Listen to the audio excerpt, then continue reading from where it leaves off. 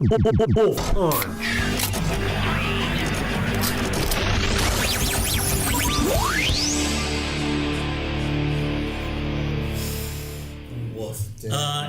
welcome to the podcast. My name is Zayne Parmiter. This is WolfPunch. This is our very first episode. We're going to be talking about Star Wars Episode 8, The Last Jedi.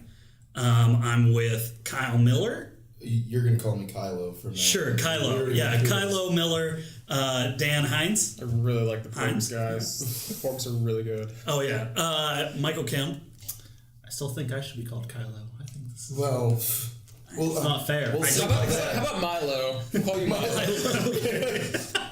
And Yezen, the Prince of Darkness. Why? No, he's not the Prince of Darkness. That was just this a conversation. podcast is not going to go the way you think. Oh my God. Oh, Jesus Christ. Anyway, Star Wars: The Last Jedi. You're Zayne. You forgot. Oh yeah, I'm Zayne. No, I said. No, he started with himself. Way to go, Yezen. You're already derailing this. Now we're not going to listen. We don't know what we're doing. Prince of Darkness. Now, anyway, so The Last Jedi stars Mark Hamill, Carrie Fisher, rest in peace, Adam Driver, Daisy Ridley, John Boyega, Oscar Isaac, a soccer ball, and a whole lot of porgs, and some other people. It's about Rey finding Luke Skywalker after years of exile, and she wants him to train her, but he hates the Force now, but decides to train her anyway. Meanwhile, Kylo and General Hux are in the slowest chase in cinematic history, trying to catch Leia and the Resistance for supremacy of the galaxy. So, yeah. Anyway, so how did you guys feel going into the movie? What did you expect from trailers, from watching The Force Awakens and stuff, which is a whole other podcast in and of itself, I'm sure, about how we felt about that movie. But anyway, floor's open. I don't know what I expected, but I don't know. I like Rian Johnson, but I didn't care for The Force Awakens because it didn't have... Well, he had nothing to do with that. I know. I'm saying, I like the writer-director of this movie. Mm-hmm. So it's I was optimistic about that. All I know is I didn't want it to be The Empire Strikes Back again. Yeah, definitely. Yeah. I think we should preface that with, obviously, The Force Awakens was just a retreading of A New Hope. We don't have to explain that. They know. They know. If they're listening to this, they know. They know. Okay, so going into this, I'm someone who doesn't have a whole lot of nostalgia for Star Wars. You know, I was a latecomer to the whole franchise. Didn't see that original trilogy when I was a little kid. But The Force Awakens was obviously kind of a Disney reboots A New Hope, and I didn't want to see more of that. I didn't want to see another Empire Strikes Back retelling. I also didn't. I also expected this one would be better, but was worried about what kind of better we would kind of be treated to. And I was pleasantly surprised by The Last Jedi. Okay. Pleasantly surprised, guys. I mean, I feel like there were a lot of people that were. So. Yeah, pretty much. I'm pretty much with Yezen and Kyle on the fact that I was a bit let down by The Force Awakens and how it felt overly familiar. I mean, beat for beat, almost every 8 minutes, there's just oh, hey, you remember this? It's almost like the member berries are coming back. It's the Millennium Falcon, it's Han Solo, it's all this stuff to get the fans to go crazy. Yeah, they hit the nostalgia button real hard. They did it so hard, and it's weird because I grew up loving Star Wars. I collected all the toys. I was all about it. I was a huge fan, and even for me, watching that, I was just so disappointed by the end of it because no, I think it was before then actually. I saw the poster and they had Starkiller Base on it, and it's oh no, please tell me this isn't based around them destroying a super weapon in the end. And it was. And so I was cautiously optimistic going into The Last Jedi. I really like Rian Johnson as a filmmaker, so I had faith, but I was also worried it would be a major retread of Empire. But that's how I approached this movie. Okay, so I'm definitely the minority here. Yeah, we almost call this podcast 4 White Guys and a Muslim. Yeah. You're not the Muslim, right? But it sounds too political. It sounds way too political. White people need to feel like they have a voice. Exactly. So Anyway. Yikes. This is well, it's political. I mean, at this point, Disney is almost its own country, so it's political. That's pretty true. All right. Anyway, I was a person that grew up with Star Wars, loved it, but I loved the world. There was never like any characters I was always super excited about. Like, people love Han Solo. I kind of liked Luke, but I was never like all about any of them. When Force Awakens came out, yes, it was a retread of New Hope, but it just, the characters, every single one, even like the little characters, I really enjoyed. So it was almost like, to me, New Hope, but better. I know. You're an idiot, Michael. So clearly we're divided on this. So What little characters did you like in the BB-8? Poe Dameron was great. Poe Dameron. Even though he just fucks off for like 3/4 of the movie. He's great. Anyway, Last Jedi. So the first trailer came out, really didn't do much for me. Second trailer came out, and I was ecstatic. Going into it, I thought that there's probably going to be something going on between Rey and Kylo, where one of them turns. I guess we'll talk about how. Oh yeah. Oh, by the way, spoilers. Just in case you didn't know, I should have said that at the beginning. No, it's not. We haven't really Massive, coming up. Just massive, coming up. Yeah. totally revealing everything. We're going to say what we want. Yeah. I'm gonna say all the things. Yeah. Oh, we'll warn people before they're coming. No. No, never mind. No. I don't have time to censor myself. I don't have time. Yeah, no. So We're dropping F-bombs left and right. It's gonna be fine. Okay. Yeah. We're not fucking censoring this. So yeah, I was excited for Last Jedi. Very excited. What? No, it was very good. It was good timing on that. All right. I mean, I went into the movie feeling like I was kind of let down by The Force Awakens, so I wasn't going to like get too hyped up about it. You've been hurt before. But yes, exactly. I've been hurt, and I wasn't gonna let them do it to me again. But I have to You're admit, a lot stronger. Yeah, exactly. I admit though, leading up to the movie, like a few days, I was like, oh shit, a new Star Wars movie's coming out. I'm real pumped. I'm real jacked up. And then I saw it, and I was like, yeah, At okay. first I was afraid. I was petrified. What are you? See, every time a new Star Wars movie comes out, you get so fucking excited. I do. We had a 10:40 show, and you're like, okay, we can't be there any later than 9:30. Hey, but did we not go in the theater first? Were we not the first people to sit down and get seats? sprinted in. Yeah, no shit, man. And I got my free lightsaber. That was tight. That was cool. We had free lightsabers that they handed out. Speak It was for yourself. That's kind of awesome. Yeah. AMC was giving out lightsabers, and it was great. It was very cool, but first impressions, I walked out of that movie theater as a 500-pound bearded, like 26-year-old holding a toy lightsaber, thinking, I'm gonna die alone, and I deserve to, because this is how I waste my time. I felt embarrassed when I walked out of this movie, and I know that like that's just a first impression reaction where it's like it's 1 a.m. on a Thursday night and I'm holding this like glowing sword because I love Star Wars, and you were let down. And I was let down by some of it.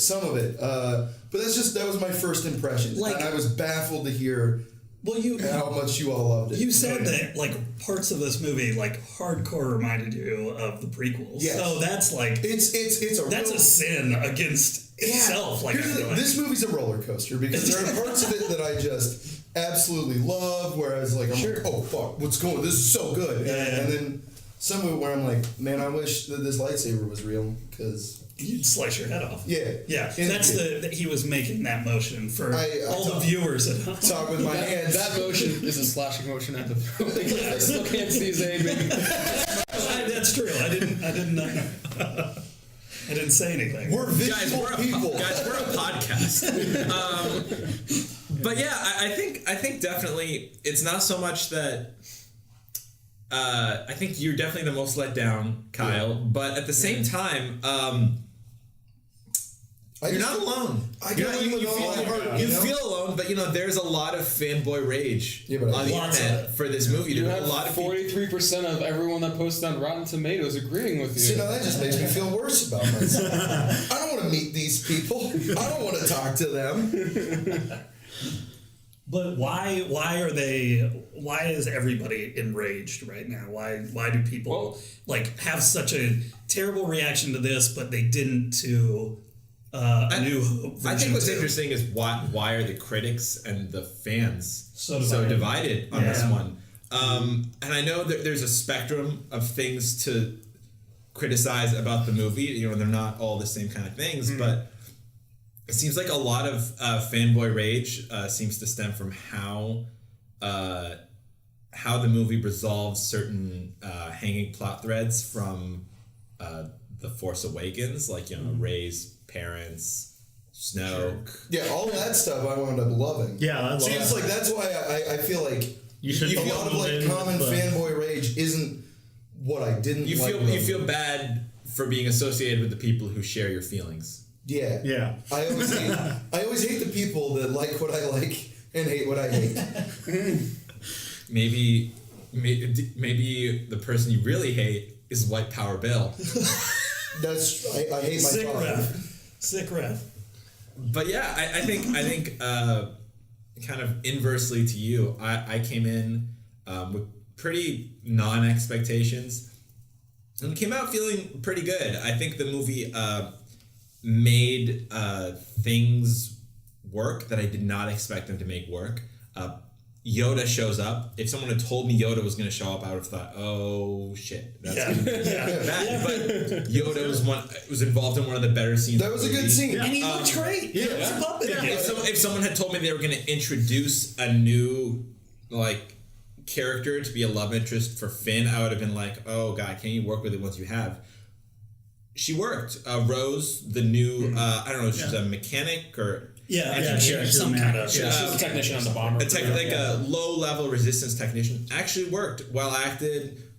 Just a good story. A good kind of counterpoint to Finn. Mm-hmm. And the way they answered to me, the way they answered stuff like Rey's parentage, stuff like Snoke, the way they dealt with the Rey's relationship to Kylo Ren, all of it was the best way it could have worked. It was referential to Empire at some points without being a retread, and though it referenced Empire, it didn't do the same things as Empire, and in that it opens up the third movie for kind of uncharted territory. Yeah, you know what? I think that this movie is it definitely references Empire, but to me, it's most comparable to Return of the Jedi. I agree.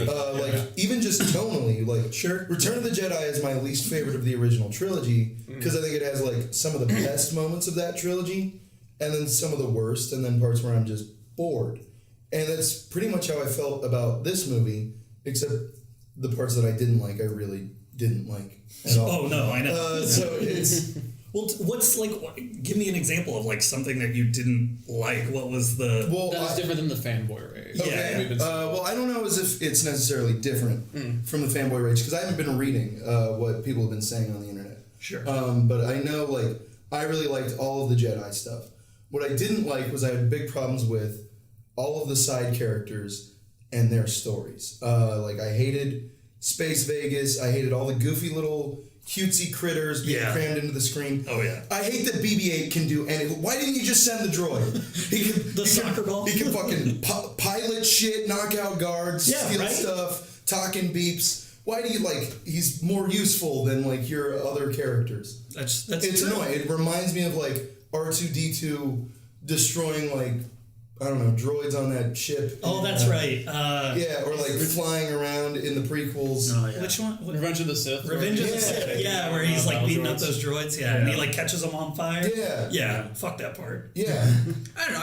I thought BB-8 was fine. No, see, I think it's such a drastic change in tone that reminds me of the prequels, where you have something dark and interesting happening here, or the fact that the Resistance is being chased by a ship that's going to obliterate it and kill all of them. And you've got Finn and Rose who are we got to go down to this planet and find this guy that can get us onto this ship so that we can master save code everyone, breaker. if you want. And it's just when that premise was first introduced, they've got to go on this ship and like destroy their dragon or whatever bullshit they were gonna do, I was like, hell yeah, like a little adventure with these side characters. And then it turned into, well, now we've got to go to this planet, and now like there's this huge tonal shift that I don't care about. I'm like, you guys need to fucking hurry up. Do you mean the whole scene, or do you mean BB-8? I don't know. Maybe not the whole scene, but it's this distraction that really bothers me. Where they're like, oh, look at the cute little bunny dogs that run races and they're getting hit, and it's like, this is sad. And I'm like, the fate of the galaxy is going on up there right now. You guys are getting arrested. But now we're getting you... context for that. I actually disagree. I thought that the bunny, like the race bunny dogs, horses, whatever they are, they're like cool alien. For one, the movies really need more alien creatures, I think. Oh my god, Star Wars tends to like, main characters. Yeah, sure. It's main characters. It needs more alien creatures that are important to the story, not just showing me them for the sake of but it. no, He needs more Jar Jar Binks. I don't. Shut your mouth. I actually don't necessarily think they need more alien main characters. I think they just need more alien characters that show up that aren't just window dressing, but are also have context. And I think that's what those race bunnies actually did. Is that they're cute alien With the little creatures. Oliver Twist orphan kids living. Okay, the Oliver Twist kids were definitely a problem, but the race bunnies, they're alien creatures with context. They add context to the world. They have their, so they're not just there to be cute. Like, They're like say shitty the Porgs. Ewoks. I mean, the Porgs are shitty Ewoks too. Oh, yeah, no. Like, I at least the Ewoks are like helping the resistance and doing something. Yeah. They just free these animals and like that's it. But I don't think the thing that works about, and a lot of people that kind of disagree with about the Ewoks, but I don't think the thing that works about the Ewoks is that they're helping. It's that they have context. Like, we understand what they are in this world and what they mean, as opposed to them just like, oh, look at that. That looks cool, doesn't it? Well, that's what this world is like. World building is fine in small doses, but you need more than that. And I think in this case, like, it's kind of a different kind of world, but where it's not just visual, it also applies to like why is the First Order a problem? Sure. You know what I mean? I think we go through the whole first movie and it's like, well, the First Order just like they blew up multiple planets. How do you mean? Well, how are they a problem? Exactly, but they blew up. It's not that they blew up multiple planets, but other than that, we're like, well, what is the conflict? What is the First Order trying to do that the Republic isn't doing? What is the Republic doing that the First Order isn't doing? You kind of you need some kind of context for what is the corruption of the First Order, and I think that kind of adds to it. I definitely think the Oliver Twist kids are. I feel like that whole sequence is like really shallow. It's kind of I see I don't both think it's of your that shallow. points, but I definitely lean more towards Yezen because I feel like I was definitely one of those people who could give two shits about Rogue One, hated it, and I think Last Jedi did the perfect blend of the seriousness fanboys crave out of Star Wars, like by doing the black and like the gray areas of the people who are funding the First Order are also funding the rebels. That was one thing I actually really enjoyed about like the whole casino segment is how like they touched on like the war economy and how like a lot of people are just like they want the war to keep going, they're profiteering off of it, and that's just something I'd never really like. I mean, yeah, I guess they kind of touched on aspects of that in the prequels, but like this is the first time they put it into context, and it just kind of made the First Order seem more like legitimate as a threat and presence in this world instead of just it's the new Empire. Sure. Yeah. I'm by that. I honestly think that some of the scenes about the war, people playing both sides of the war economy were. I mean, it's politics I agree with, but it's kind of preachy. Because in Star Wars, it really is kind of space World War II. There isn't really a which side is really evil. It's like, no, the First Order is bad guys. So like, you don't need to. I feel like you don't really need to question who is good and who is evil. I think it's. You just never mind. I don't think there needs to be a question of who is good and who is evil because we know. I think what you need is sort of a context of what makes the evil side evil. You need to sort of like see visual representation of why the bad guys are bad, not question, well, who really is the bad guys? Because we know, like, Space Hitler, he's evil, obviously. The guy yelling about purging the world, like, that guy's evil. It's just, a lot of people know real world's not like that, but that's the morality of Star Wars. That's the level they're going at. And that's, when they do it, when they go all in on it, it works. I'm just, the ideas are there. I just don't like the execution of that. Well, it's interesting you talk about tonal shifts, because for me, the thing that really stands out as the tonal problem of the movie is the comedy. Oh God! The comedic relief. Let's talk about that because the very first scene in this movie. But hold on. I mean, there's a ton of obnoxious comedy in Space Vegas the whole time. Yeah. I mean, I just want we can talk about the like the leprechaun putting. I hate that so much. Little leprechaun frog man putting the coins. But that went on way too long. And then BB-8 shoots the coins out later like a machine gun. Yes. Thank you. Yeah. That's so let's talk about the comedy. Okay, so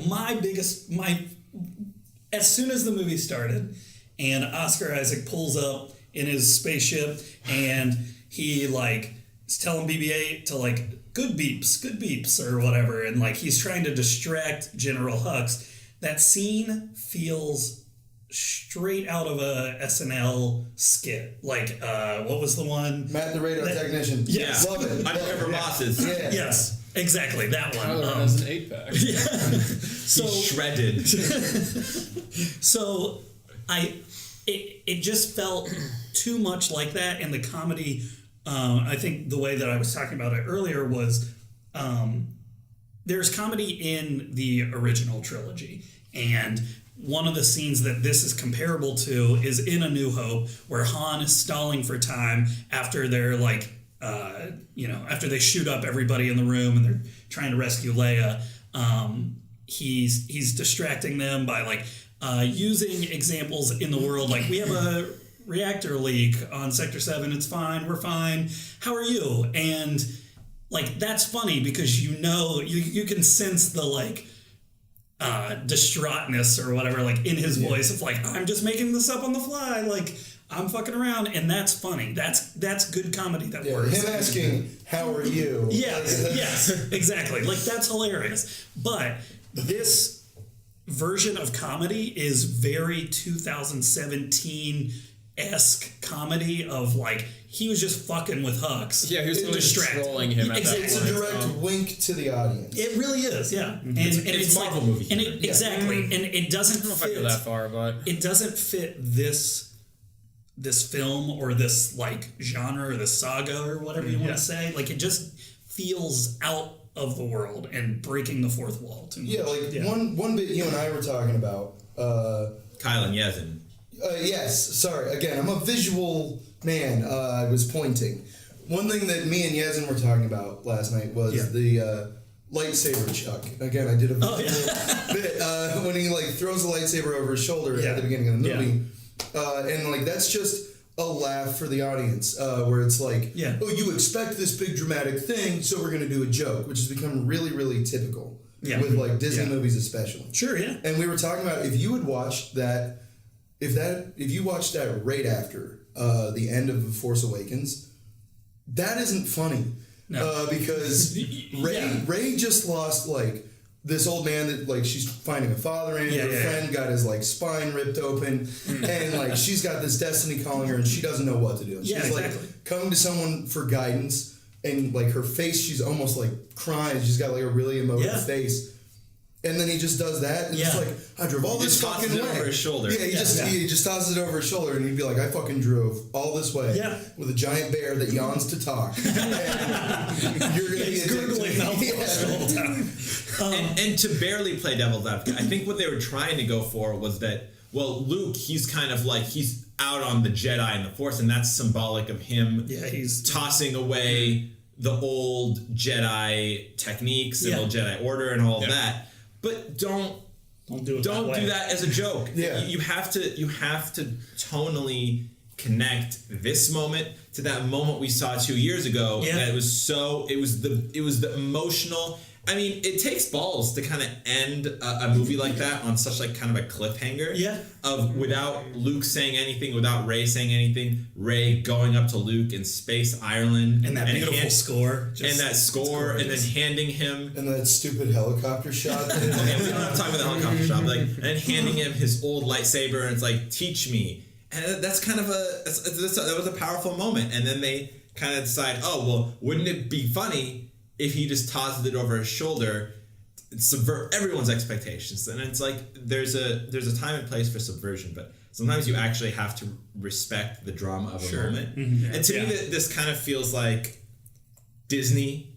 Disney owns Marvel, they own Star Wars now, and they've almost like come up with a formula in all these Marvel movies and all these Star Wars movies where, for sure, there needs to be a laugh every 3 minutes. Yeah. Every 3 minutes, there has to be something funny, and that works. That works in a movie like like Thor 3, where it's like, well, we're just gonna make this a funny, we're gonna make this a funny comic book movie. It's like, okay, but in a Star Wars movie that leads to moments where they actually undermine drama in the stakes of the film. Yeah, and you talk about it in that first scene. The other place I want to bring up for you guys is Hux. Yeah, Hux. The entire character of Hux is just completely undermined because every single it's almost like he just got unlucky by like, all right, we need one every 3 minutes, and every 3 minutes Hux happen to be on screen, so they have to make fun of him every time he's on screen. Exactly, and it should be there should be a mutual respect between Adam Driver's character Kylo and General Hux, just like Darth Vader and hatred. Peter Cushing and Peter Grand Cushing. Moff Tarkin. Exactly. Love Peter Cushing. Like, and this is what I'm saying is that there needs to be, they can be rivals, but they still need to, like, Adam Driver should be respecting Hux and whatever. Like, I think that their relationship needs to be more mature than it is. And when you say respect, you don't mean like I respect him like I like him. Respect as in sort of a sense that this person has power. Yes, exactly. This person is important. Because and I can't just walk all over him. Exactly. Like, Darth Vader didn't fuck with Tarkin. No. And he respected him. And he was, even though he could have killed him instantly, broke that old man's back like that. They were choking out that one Peter guy. Cushing. Well, yeah, come on. No, but like, I think that like that's a really big problem. But I think all of the comedy and stuff is rooted back into The Force Awakens, and that especially John Boyega's character just feels like a fan got to go into the world of Star Wars. Like, they entered a black hole and all of a sudden they were like in this new galaxy, and it's like, oh shit, Star Wars. And he's just like so excited, and like I don't know, he feels like a little kid that's like running around like, holy shit, you're Han Solo, holy shit, you're Leia. Like, yeah. But that's what a lot of that movie feels like. No, I know, and I'm saying that's a problem that is bleeding into this movie, because even Rose, when we first meet her, she fangirls and like, oh my god, she weirdly knows about everything that happened. Yeah. Exactly. And it's like she watched The Force Awakens. She and it's like, you don't have a TV down by those engines. And then later, that comes back with Rey talking about Luke and Darth Vader. Exactly. It's like, what, did you watch the Empire, the Return of the Jedi? And I get that there may be lore and like history that these people learn within the galaxy or whatever, but it just like, okay, it should be somewhat private. Like, there should be a sense that private moments in the movies aren't televised. Exactly. Later. Like I don't get a sense that Luke left that confrontation in Jedi and told everyone, all right, so here's what happened. I just killed my dad. First, well, he doesn't kill him. Well, no. I killed my dad. Got him to change. Killed that emperor. It's like, I did this, then he did that, and then the Empire was zapping him, and then he threw the Empire over his head into the shaft. He said, Whatever. Empire.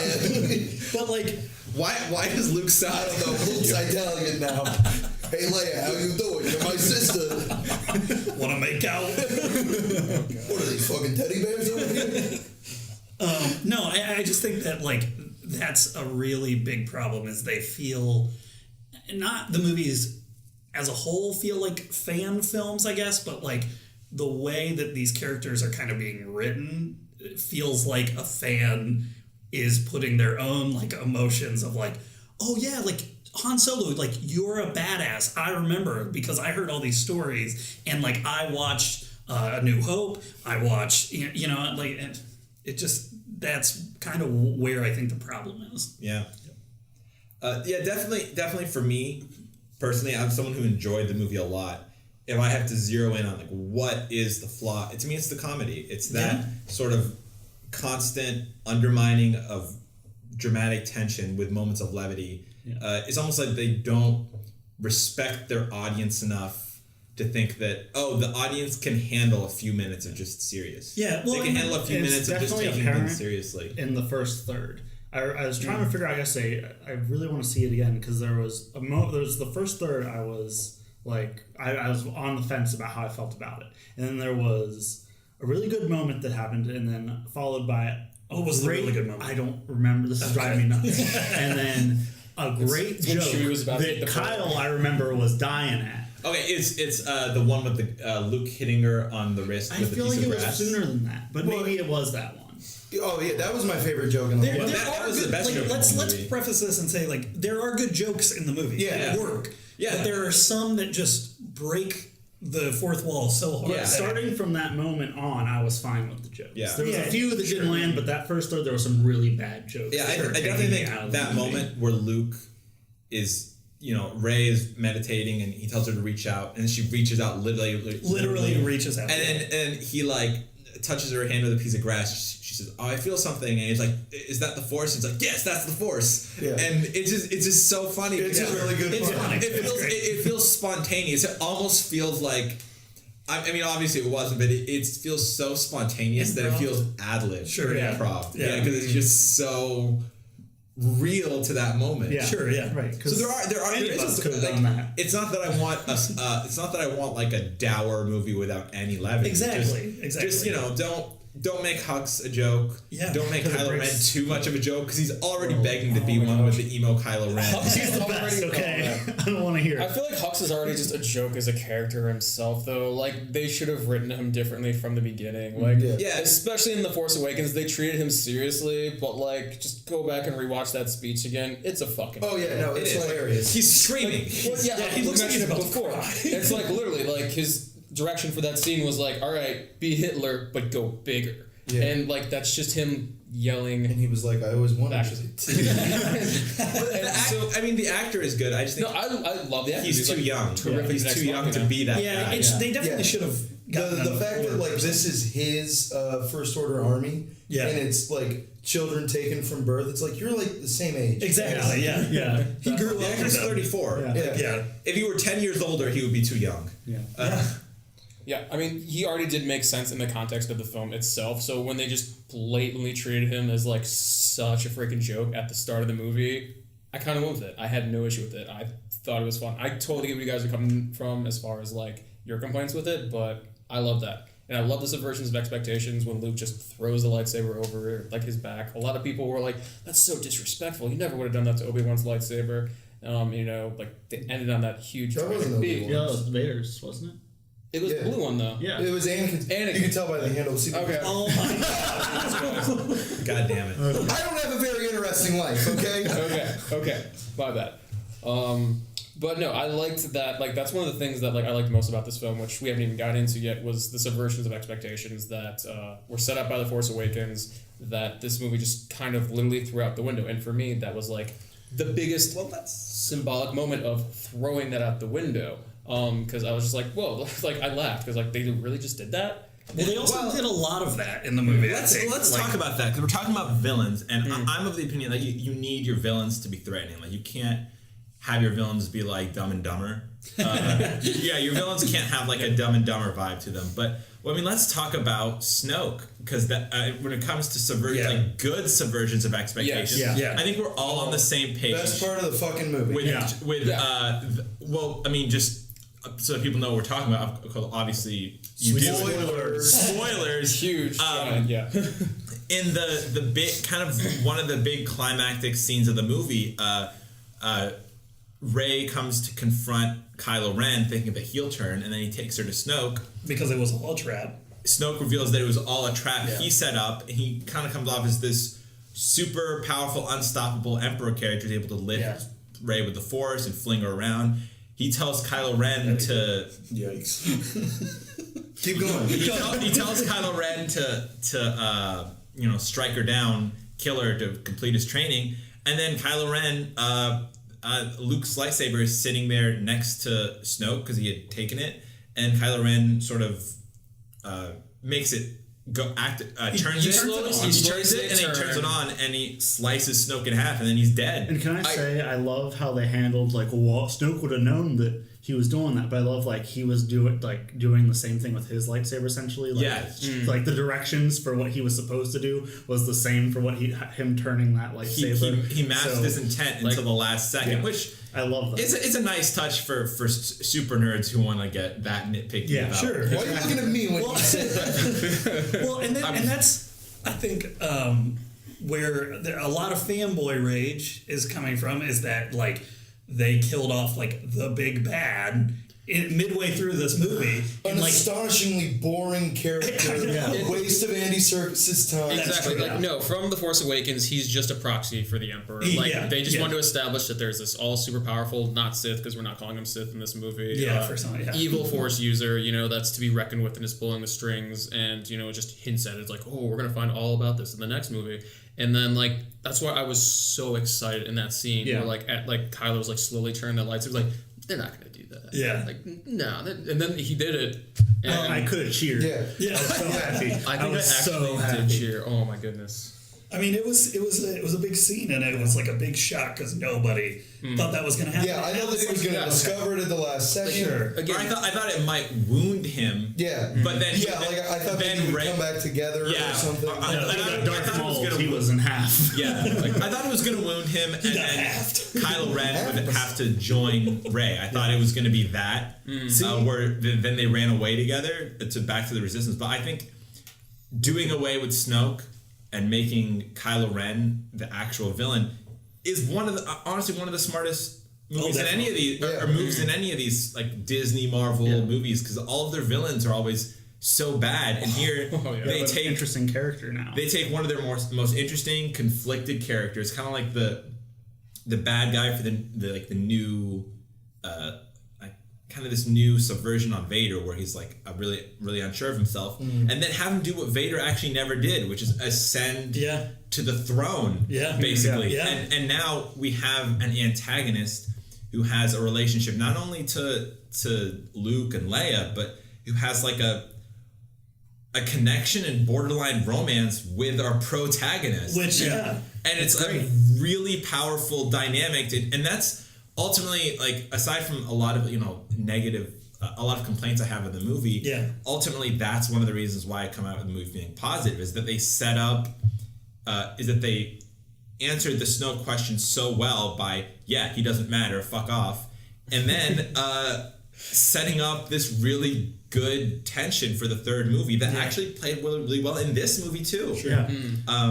I just want to say, as you guys know, Kylo Ren was my favorite. So I went into this movie.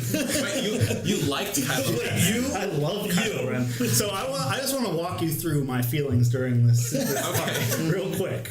Here we go. So whenever Kylo killed Snoke, I was literally like about to stand up with excitement. Because like, Kylo's a good guy now. It's not weird that I like him that much. He's a good guy. Because usually I like the good guy.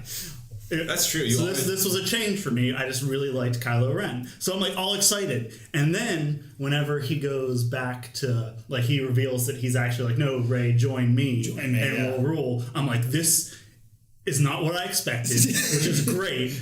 And I'm a little sad, but I'm now even more excited for the reasons Yezen just listed, because now it's way more of a complex story, and I can actually care about the bad guy. I don't think I was ever like, oh, sorry. No, I don't think I was ever just like so like invested in a scene at the moment of it happening as that did. I was like literally, I don't have fanboy moments almost anymore, but like this one, it's like we might actually see like Rey and Kylo like team up and like work things out. And, well, they like, do for a minute. Fighting those. And that's awesome too. Yeah, they were badass. I'm sorry, quick tangent, but like I was thinking in my head like before that movie, like, you know what I've never seen is somebody just like hold a blade up to like the handle up to somebody's face and turn the blade on. Yeah, and they fucking do it. Oh, they did. No, that's like, say what you will. They really have better. I mean, it's kind of a bro thing to say. They have better lightsaber fight sequences in this new trilogy than they have in the prequels where they tried to make them the most choreographed. Oh yeah, nonsense. they were all like parkour and shit, like flipping around. Now I have a special place in my heart for Revenge of the Sith, but I will admit that these are better. Yeah. Technically, Sure, put a and lightsaber in in the your context heart. of it. Yeah. But yeah, what were we talking about? We're talking about we're talking about Snoke. That whole scene. Best part of the movie. Oh, it really It's was. fun because it caused all that fanboy rage. Because I mean, for the last 2 years, every time you get on YouTube, there's a million like Snoke's origins explained. Like this Snoke theory that blows things up. It's like, is he Darth Sidious? Is he Darth Plagueis? Is he like an ancient Sith? Was he one? What was he? Was he one of the younglings that Anakin killed? I literally saw that video. Like the screen. It was like Anakin looking all angry, and then like a red circle around like the youngling's face, like Master Skywalker. Please, oh my god. No, I hate YouTube so much for like that. my God. Like, Well, okay, like this is a fun conversation because it reminds me how much like Star Wars is too big. And there are just too many people that love it, and they go on these insane fucking tangents. Oh, yeah. Like, I remember I was talking to a friend about, like, Jakku, and I was like, I fucking hate Jakku. It's Diet Tatooine. And he's like, well, you know, actually, like, in the extended universe, it's like, this is a very important place, and there's, like, an ancient Sith temple buried beneath the sands. And I'm like, it's a fucking movie. Your main character is hanging out with Simon Pegg, dressed like Nick Frost, painter and weird muffins. And it has nothing to do with an ancient Sith temple. And then people are like, oh, well, like, Rey is probably the reincarnation of Palpatine, and here's all the reasons why. Wouldn't this be cool? And you're like, and it's like, if the extended universe was so important, then why did Disney throw it all out the window when they bought yes, Star thank you. Wars? And how great too. Talk about Snoke. Rey's parentage, the other big. Oh, the other big thing. Yes, Right. yes. Oh my god! And that's the other big. I love like. it. I don't want to say that this is the only because I'm sure some fans have legitimate problems. This is the other. Fuck you to fans that I'm actually really glad that happened. Is Yeah, like, same here. I love that Rey is the child. nobody. She's a nobody. She's the child of. Her parents were drunks. Her parents were drunks. Now I'm real worried in the next movie though. That I they're feel gonna be like- oh, he was lying. I'm incredibly worried they're going to That's a reverse this. possibility. It's a possibility, and you can't say it's not. I'm not saying it's not a possibility. I'm saying I'm as confident as I can be. Okay, well, They're not going to reverse it. Let's jump in on this for a second and make arguments for both cases. Sure. Yeah. Okay, the idea of Rey's parents, they have to be someone important or else it's bad writing. There's an argument for this. Sure. I'm not of this camp, but the argument could be like, well, they make such a big deal of it in the first movie. Yeah. And like when she touches that lightsaber, she gets this flood of sounds and memories and horse shit where it's like you have this destiny and like you have to do this, and it's like what makes her so special. So there's just all of this leading up to where you have an expectation there. For sure. But on the other side, the Force has never really been about like destiny, like who you are, why you're born. The beauty of it is it could be anyone. Like you're a vessel for the Force, and anyone can do it if they just. The whole thing about the Force that they established in like Empire and like elaborate more on Jedi is that it's just an energy field that like involves everything. It's pantheism, basically. Basically, and like I mean, they touched back on this earlier in the movie when like Luke is like talking to Rey, like trying to like be more in touch. Like, what do you feel? Which is like, oh, I feel like light, dark, hope, violence, all that together. Yeah. And like that's getting back to like what the Force actually is, and away from just the Skywalker legacy and birthright. Like I think because Rian Johnson. Oh my god. Totally gets the Force. Like totally. He's somebody where like I could talk to this guy about like Jedi shit all day, and he's not going to bring up midichlorians. And he's not going to bring up. Oh yeah, thank God! I'm glad because I thought they were going to say something about it for a hot second, and I was really nervous. Look at these guinea pig birds. They're full of midichlorians. I'll say that like the revelation, especially at the moment it was, it to me the reason why it definitely rings true is that it kind of it's reminiscent of Vader's revelation because I'm your father. Yeah, it's like I'm your father. Search your feelings. You know it to be true. Well, in this, it's like you know the truth, and then she says it. Yeah. Like if you remember, Kylo Ren doesn't tell Rey who her parents are. He tells her she knows already, and then she says who her parents are. Plus, so it's not Kylo Ren lying. Here's the thing that can just is the trapdoor that can pull that all out underneath the rug is the fact that Snoke's Force magic just implanted the idea in both of their heads. That is their escape if they want to backpedal on this because of fan backlash. I think Fuck the fans. I think they could backpedal. I just think agree. it's like narratively so sloppy that I actually can't imagine them backpedaling on this. I hope so hard that they don't. First of all, there's the thought like, well, what if Rey and Kylo Ren are twins? It's like, well, the thing is, she's already been. She's not only has she already like met both of who her parents would be. Also, those parents don't seem like they would give away one child and not the other, Or forget that they had one. because they've been around her this whole time. Also, they wouldn't, if they did give away a child, they wouldn't give her to a random, because we see her being given to like that weird alien. Yeah, that Simon weird Pegg glowing yelling alien, at the like, girl to stop crying that her parents just abandoned her. Yeah, Like, and then the last big reason why I know they're not doing the twin thing is that the whole twincest between Luke and Leia. Yeah, it's Star Wars already gave us one sexy twincest couple, and it already gave us one gigantic like parent reveal. Well, like the most famous one in cinematic history. That's It's true, stupid to but try to here's bring the that thing: J.J. Abrams No, shut loves up. callbacks, and he's directing the next film. So you might have just proven yourself wrong. I'm gonna punch J.J. Abrams right in the head. Yeah, No, he's not. You don't know where I'm going. You just admitted to assault. Like, well, like preemptive. What I mean, JJ. How are you?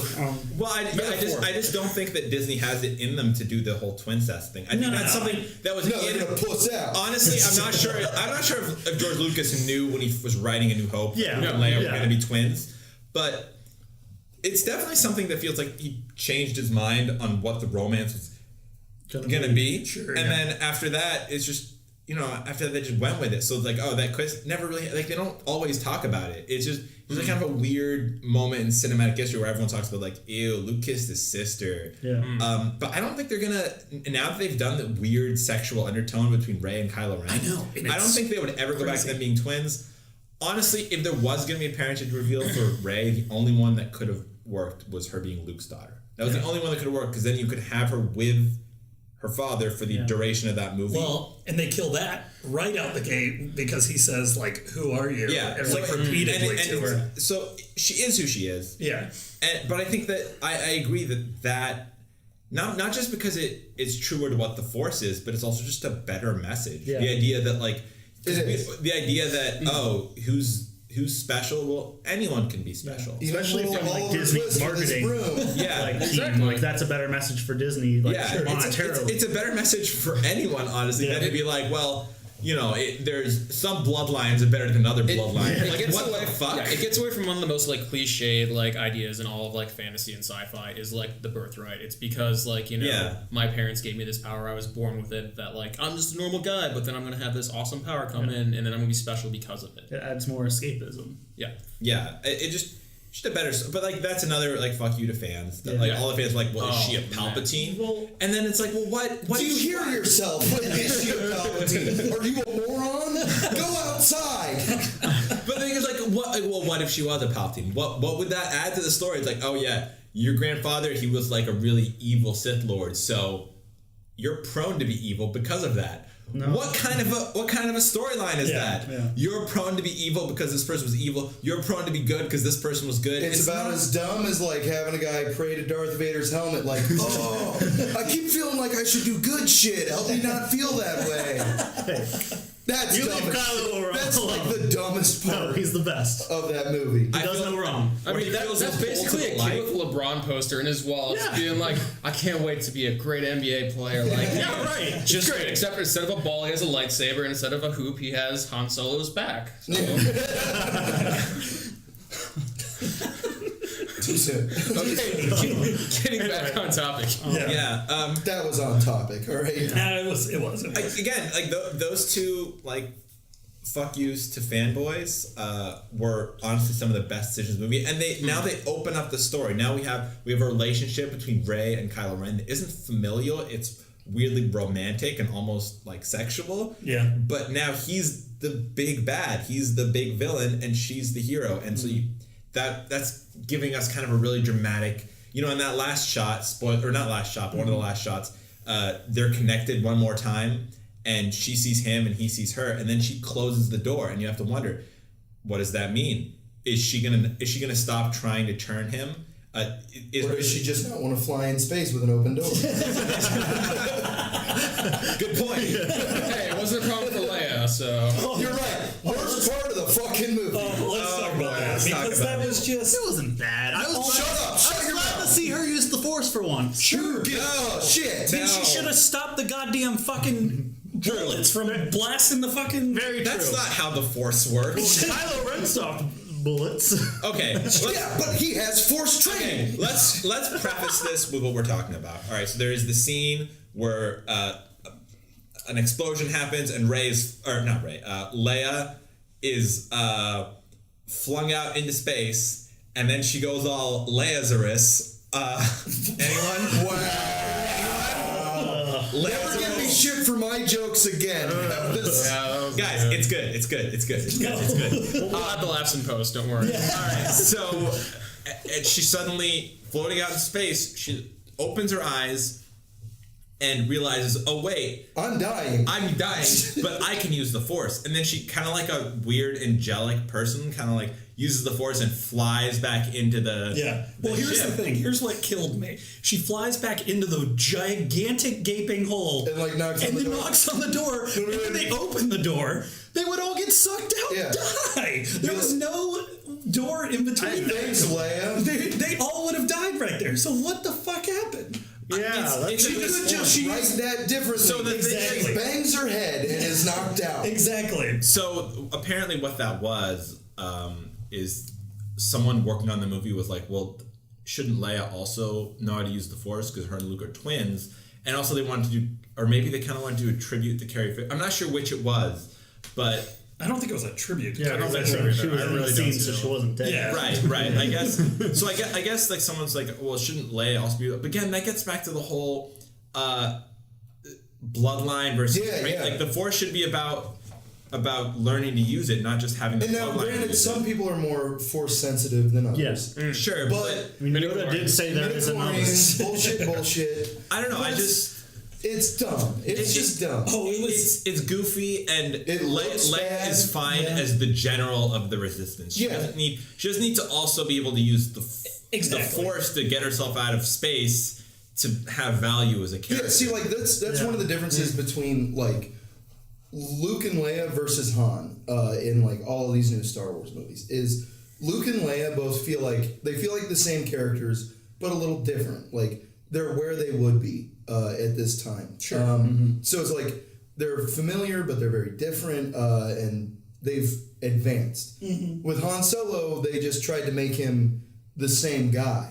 Which is just humiliating because it's like you had an arc by the end of your first movie and now you've regressed completely back to your old ways and you're worse at them because you're old. Yeah. And it's like, ugh, that's embarrassing. Yeah, I mean, honestly, I've said this before, but I think Harrison Ford in The Force Awakens is awful. Yeah. I think Han Solo in The Force Awakens is awful. And that's fine. And I think well, this segues He has his into moments. this segues into like a pretty big positive for me about this movie. I think that Mark Hamill just knocked this movie out of the park. Actually, one of my favorite things. Everything he did, everything in Space Island where he's training Rey, everything. Space Island. Space Ireland. Space Ireland. Oh, okay. Space Ireland. Space Island. With the nun, with the weird alien nun. Sorry, I gotta bring this up. Sorry, but when Snoke finds out where Luke Skywalker is, he's like, and we'll destroy that entire island. He says island, and I'm like, don't you mean the planet? Yeah. Because you destroy planets all the time. Yeah. What a minimal threat. Sorry, I just could go on. Sorry. Anyway, Mark Hamill just kicked ass in this movie. Yeah, he's very good. He was a great actor. I mean, he acted everything really well, and also just. The reason I bring up Harrison Ford is I really got the sense from Han Solo and The Force Awakens that Harrison Ford was just kind of dragged into this. Yeah. They offered him enough money, and he was like, all right, this is beneath me, but I'll come out and I'll help you reboot your. We'll let you die. Sure. And it's like, so they kind of gave him like a really shitty, like, kind of weak ass death. So it just feels flat in The Force Awakens to me anyway. With Mark Hamill, actually, like his love for not only the franchise and the story, but also you kind of really get the sense that this guy really respects what he did and how big an impact it had for people of him being Luke Skywalker. And so that love for Star Wars actually kind of comes through for Mark Hamill, and you really get the sense that this guy cares about what he's doing, and the performance shows. And so the movie in turn rewards him for that. Luke Skywalker has a phenomenal arc in this movie. Best, one of the best arcs, I think, maybe cinematically in Star Wars. In Star Wars. I was going to say in all of movie history. It's a great arc. No, not in all of movie history. One of my favorite parts of this movie, and why I like this movie more than any other Star Wars, is Luke's arc, because that moment when he had the doubt whether he should kill his nephew or not, that's the worst possible timing in history. Whereas Kylo Ren wakes up to see his uncle, who just changed his mind. No, I'm not going to kill him. That was a bad idea. Yeah. Everything could have been different if he didn't wake up. That's another thing that a lot of people, I guess, online are mad about, is that Luke, his instinct has never been to, kill anybody. It's been to, But we've all had that impulse. Okay, No, I will say, Luke, I made a note because I've been rewatching the original trilogy. Luke's downfall is always his overconfidence in his decision making. Always. Okay. Yoda was giving him shit about going to go save his friends instead of finishing his training. Which happens to Rey in this movie, and it's bullshit. We'll talk about that his later. overconfidence in his decision. So he was being overly confident that this is the only way to solve this problem. And so for me, it makes sense for his character. Sure. I think that, I get why people are, I guess, upset about it, but, in the sense of the story and being oh, shit, I'm the one that brought balance to the Force or whatever. Kind of a big deal. Yeah, I'm kind of a big deal. Maybe I need to, balance it again so that, there's no, Yeah. I think it's fine. I think Luke's arc. I will say that I'm not fully sold on the fact that he almost killed Kylo. I think that's kind of weird. But I think his arc in the movie is okay, for whatever reason, Kylo Ren, for a reason he feels guilty about, Kylo Ren is now a bad guy. And he's maybe we should just stop the whole Jedi thing. And it's a valid point that all the Jedi codes and the weird monk stuff that were introduced in the prequels are crazy.